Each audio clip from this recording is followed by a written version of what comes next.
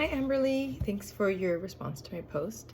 I'm glad that you've been able to get some insight from my post and others. I definitely have as well.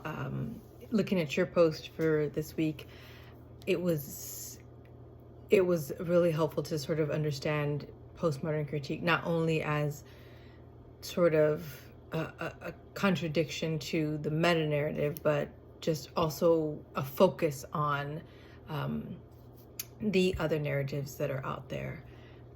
So I think that's kind of probably the reason why we do these discussions, so that we can sort of gain more insight by bouncing ideas off of each other and reading and understanding the way other people understand the theories. Also, it's interesting that you mentioned Cinderella, because someone else mentioned that on my post too.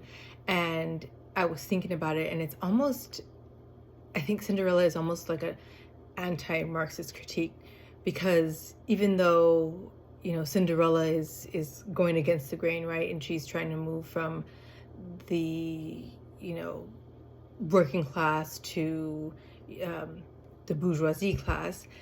At the end of the movie, we sort of accept the status quo, right? Because, she becomes a princess, and so we're okay with that because she's the only character from the proletariat that we really care about.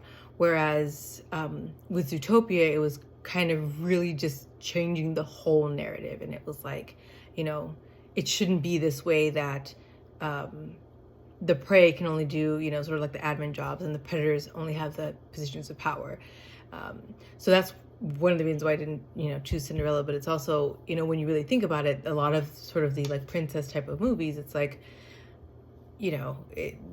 we are at the end still accepting the status quo. Just because one person made it through, or just because there was an exception to the rule, we go back to, oh, okay, but things can stay the same. Which to me, that was, kind of like the anti-Marxist critique.